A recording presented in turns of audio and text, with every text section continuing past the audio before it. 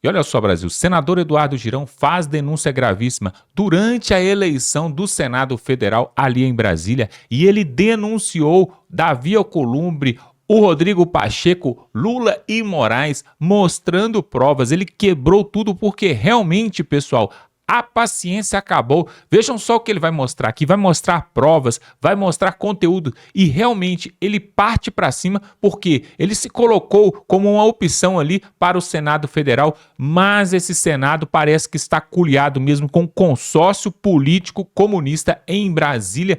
E veja agora o que ele falou, pessoal. Denúncias gravíssimas e o clima ficou tenso ali. Rodrigo Pacheco não gostou daquilo que ele falou na lata para ele ali e todos ficaram de boca aberta. Preste atenção no que ele vai falar. Dá um like nesse vídeo, se inscreva aqui no canal, coloque aqui nos comentários o que você achou da eleição ali do Senado. Será que Davi Alcolumbre está culhado com Lula ou ele vai ajudar também a direita? O que você acha? Coloque aqui nos comentários. Vamos para essa matéria que está quentíssima, voltamos logo em seguida. A Constituição da República Federativa do Brasil é rasgada dia sim, dia não, aqui do nosso lado. E esse Senado se acovarda. Todos nós somos corresponsáveis por essa derrocata dessa casa. A revista Cruzoé, em 2019, durante a gestão do candidato do continuismo que quer voltar, foi censurada pelo STF, numa matéria do amigo do meu pai, que falava de relações de ministro com o ex-presidiário, presidiário na época, condenado em 3 instâncias por lavagem de dinheiro e corrupção, por dezenas de juízes, citado centenas de vezes em delações premiadas com nome. O Senado ficou assistindo à censura. Sabe quanto é que custa o Senado para funcionar? Mais do que a maioria das capitais brasileiras. O Senado gasta quase 7 bi para rodar, com mordomia, regalia, enquanto a população lá fora sofre com aumento de preço a partir desse governo irresponsável, que só pensa em gastar e se vingar de seus adversários políticos. Chega de perseguição política, chega de intimidação. O Senado precisa cumprir o seu dever. Os fins não justificam os meios. O errado é errado, mesmo que todo mundo esteja fazendo. O certo é o certo, mesmo que ninguém esteja fazendo. Nós estamos vivendo hoje aqui uma grande catarse que me traz, exatamente, foi num sábado, 2019, 1º de fevereiro, quando nós chegamos nessa casa cheio de esperanças. Brasileiro fez uma campanha de fora para dentro, não apenas na eleição, para nos trazer para o Senado, com a esperança de renovar essa casa, com a esperança de que o Senado se aproximasse da sociedade. E nós conseguimos, naquela época, através do voto transparente, aberto, derrotar o favorito para continuar no poder. Ali, na junção daqueles senadores que estavam chegando com os que ainda estavam aqui, reacendeu a esperança e o povo brasileiro comemorou. Mas essa lua de mel com a sociedade demorou muito pouco. O primeiro compromisso foi descumprido com o candidato que hoje quer voltar a conduzir a casa. O primeiro, onde ele fala com todas as letras, não vou colocar o áudio em respeito às pessoas, mas diz: o prestígio e estatura do Senado serão recuperados com o voto aberto. Chega de segredismo na República. Nós construímos uma PEC, aprovamos a PEC na CCJ para o voto aberto e está no plenário. Ficou durante a gestão do candidato que foi eleito pelo voto aberto. Eu aprendi uma coisa com o senador Magno Malta, que muito me inspirou a entrar na vida política, senadora Damares, que eu conheço antes de sonhar em estar aqui servindo o Brasil, que a regra da boa convivência é o respeito. Senhor presidente, de lá para cá, de 2019 para cá, o Senado só se afundou. A gente precisa entregar a verdade para as pessoas. Eu sou um parlamentar que ando nas ruas, vou nos mercados, muitos aqui também, vou nas feiras, falo com alguém que é de esquerda, de direita, que é contra governo, a favor de governo, e a nossa imagem está péssima. E não sou eu que estou dizendo, não. A pesquisa do Poder Data, agora do ano passado, mostrou a escalada. Pede silêncio ao plenário aqui, a falta de respeito com o candidato falando. A regra da boa convivência é o respeito. Obrigado, senador Cleitinho. Naquele momento que a gente chegou aqui, o Senado estava 35% de péssimo perante a sociedade. A escalada veio, 42 em 2023, 44 ainda em 2023 e agora 45% de péssimo. A aprovação perto de 10% dessa casa. Essa é a verdade que a gente precisa encarar. E nós temos aqui, senhor presidente, eu acho que o grande problema nosso foi não ter enfrentado. Nós tivemos várias oportunidades, tanto na presidência anterior quanto na sua. O reequilíbrio entre os poderes que foi perdido. A censura voltou ao Brasil depois da redemocratização.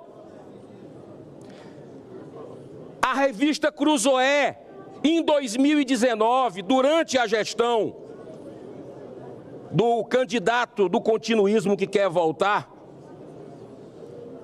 foi censurada pelo STF, numa matéria do amigo do meu pai, que falava de relações de ministros, de ministro com o ex-presidiário, presidiário na época, condenado em 3 instâncias por lavagem de dinheiro e corrupção, por dezenas de juízes, citado centenas de vezes em delações premiadas com nome. O Senado ficou assistindo à censura, não parou por aí. Nós tivemos, vai completar agora 6 anos, um inquérito irregular, sem fim, que um ex-ministro do Supremo Tribunal Federal colocou, que é o inquérito do fim do mundo, onde a mesma pessoa, o mesmo ministro, julga, é a vítima, é o promotor, é tudo, é o dono da bola. A Constituição da República Federativa do Brasil é rasgada dia sim, dia não, aqui do nosso lado. E esse Senado se acovarda. Todos nós somos corresponsáveis por essa derrocata dessa casa. A população está nos assistindo agora. Recebi a informação que a audiência é recorde em vários veículos. O que é que ela espera de nós, afinal?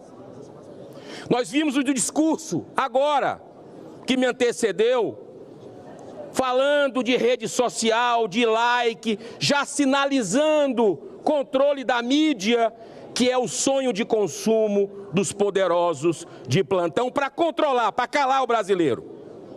O PL da censura passou sob a presidência do candidato do continuismo, A gente precisa lembrar disso.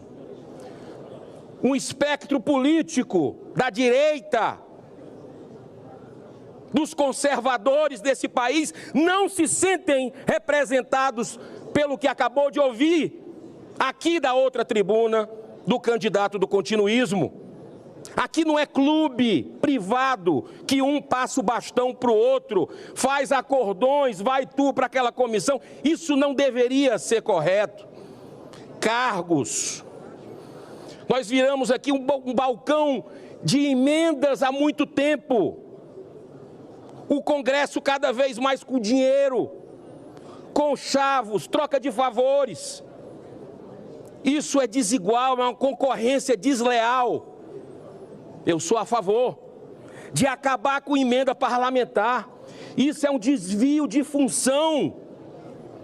Está lá a nossa prerrogativa constitucional, fiscalizar o poder executivo, fazer leis, não é gerir orçamento, não é mandar, porque aqui, senador Cleitinho, pessoas como o senhor, verdureiro, saiu lá de baixo, cada vez mais vai ficar difícil pessoas comuns do povo quererem vir para essa casa, quererem ir para a Câmara dos Deputados, porque o orçamento que um senador distribui nos seus estados é cerca de 60 a 70 milhões de reais todos os anos.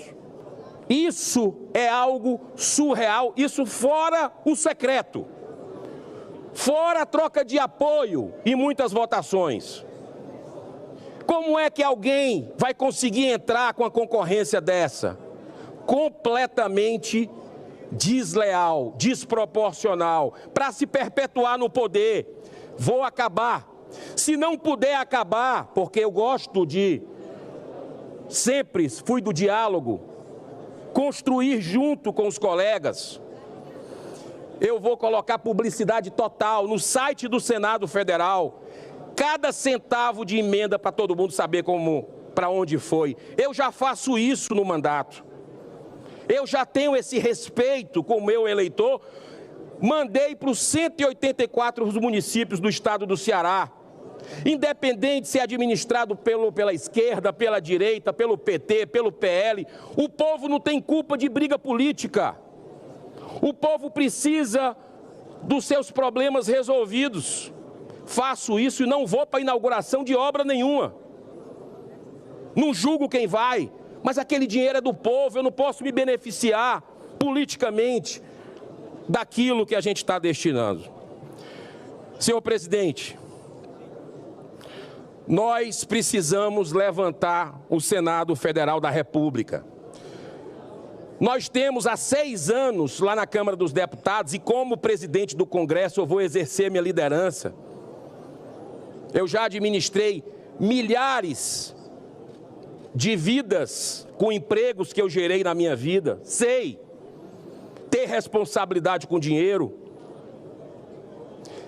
Fui presidente do Fortaleza Esporte Clube, na 3ª divisão do Campeonato Brasileiro, com a pacificação, com gestão, nós subimos em 6 meses para a 2ª divisão e logo depois foi para a 1ª. É isso que eu quero fazer no Senado, que o Senado saia da 3ª divisão e vá para a elite das instituições desse país, que o Senado represente a população brasileira, porque esse país é maravilhoso, é para estar no topo do mundo, mas nós precisamos fazer o dever de casa. O que a gente não precisa é se rebaixar, cada um no seu quadrado. Nós temos hoje jornalistas,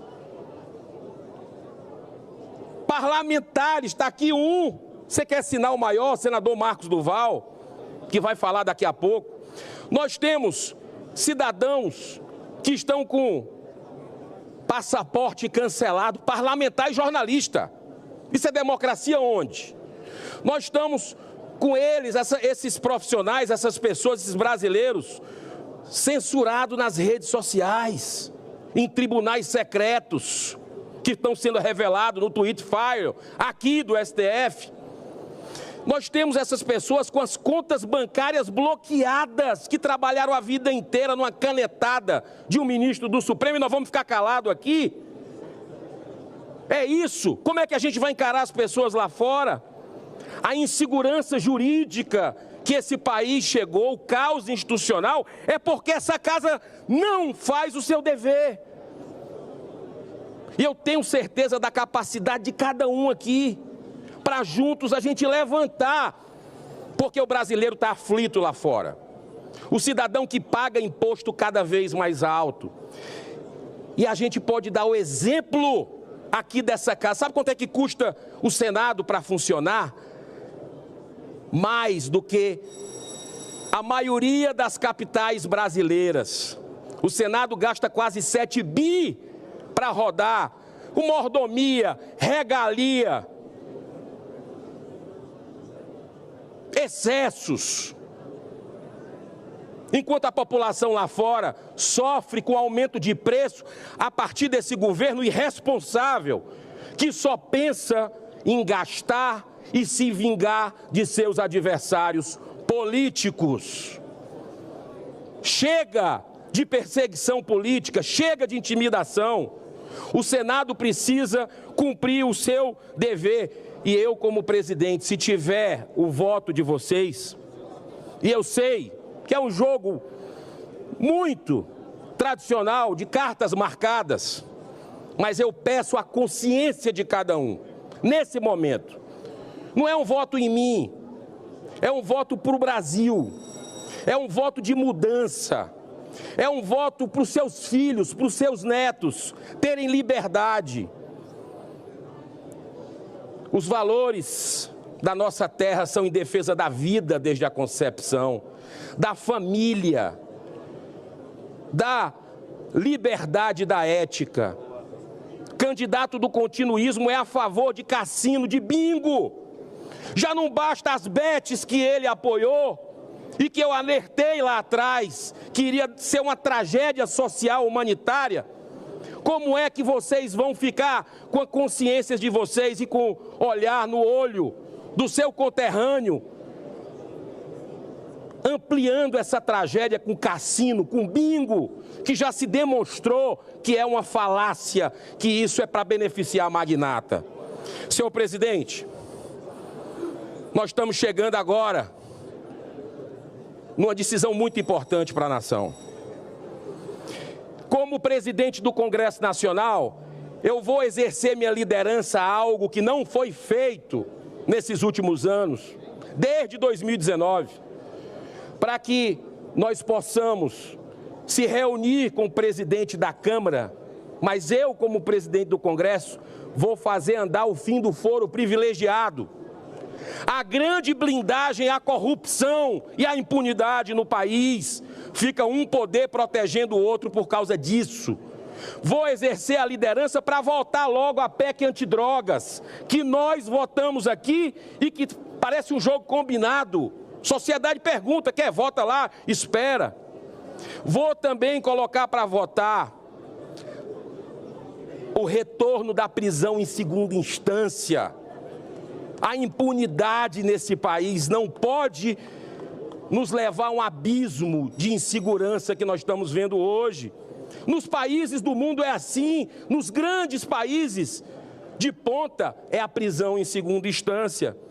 Também vou exercer a liderança para que possamos, de forma muito responsável, fazer um pedido de impeachment.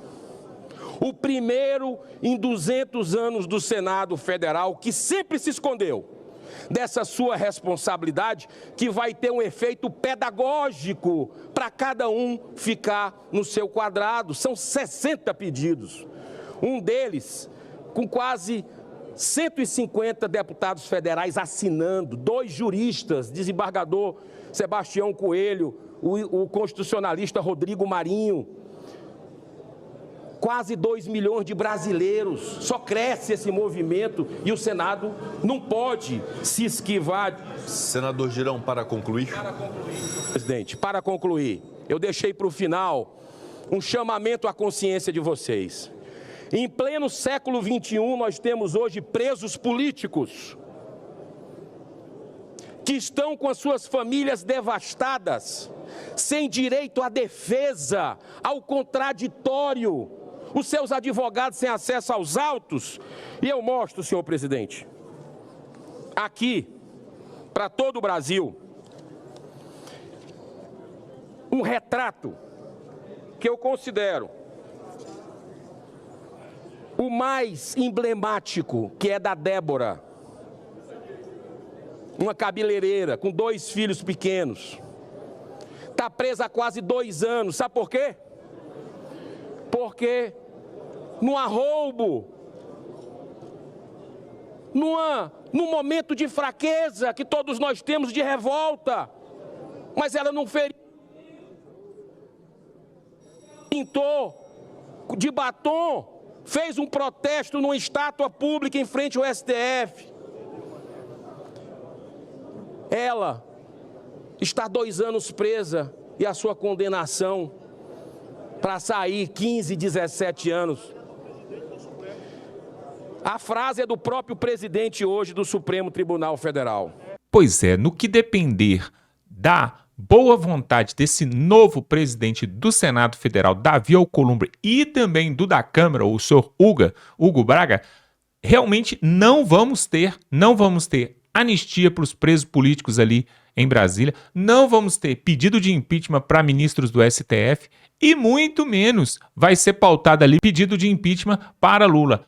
Tudo isso, pessoal, na verdade, é culpa do próprio Congresso Nacional, que se acovardou durante todo esse tempo e tem se prostrado ali diante do consórcio comunista em Brasília. O Magno Malta, Eduardo Girão, senador Cleitinho, todos esses senadores, até mesmo o Marcel Van Hatten lá na Câmara dos Deputados, o Eduardo Bolsonaro também na Câmara dos Deputados, tem feito o seu trabalho ali, tem falado a verdade. Só que a direita precisa se unir, pessoal. A direita precisa se unir antes que seja tarde demais. Nós vamos ter agora, logo mais no início do próximo mês de março, uma mega manifestação nas ruas, chamando o povo realmente para se unir em favor do fora Lula, porque do jeito que tá não dá mais. Esse governo tem mostrado números que não são reais sobre a economia. Isso é o crime de responsabilidade fiscal, isso é um crime até mesmo de pedaladas fiscais, porque apresentar um relatório, sendo que na verdade acontece outra coisa, sem falar no estelionato eleitoral, porque teve promessas lá atrás lá que não estão sendo cumpridas. E o que resta agora, pessoal? Preste atenção, se o Senado Federal não é da direita, se a Câmara dos Deputados também não é, agora o que resta mais? Para que a direita possa se levantar, temos que ir às ruas, pessoal. Temos que ir às ruas, porque não vai passar pedido de impeachment e não vai passar anistia. Então agora só fica mesmo à disposição do povo brasileiro. A gente tem uma expectativa, uma esperança que Donald Trump, ali dos Estados Unidos, né, juntamente com Elon Musk, com Zuckerberg, com Marco Rubio, com a Elvira Salazar, possa dar uma ajuda para o povo brasileiro. Mas nós não podemos ficar esperando. Por quê? É claro que eles vão olhar primeiro as necessidades e o apoio do povo norte-americano.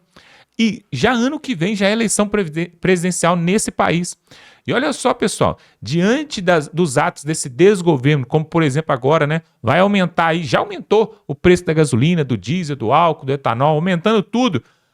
Os caminhoneiros, que são aquela classe ali que carregam o país nas costas, já falaram em greve dos caminhoneiros. A qualquer momento pode disparar aí uma nova greve dos caminhoneiros, o que pode encarecer ainda mais os produtos, porque se o produto não chega na sua casa, vocês lembram lá em 2018, quando o presidente era o Temer, teve uma grande greve dos caminhoneiros que prejudicou bastante a economia. Trouxe uma desaceleração naquele ano de 2018, justamente por causa das altas ali do preço dos combustíveis, dos pedágios, o frete estava baixo, eles queriam um piso mínimo de frete.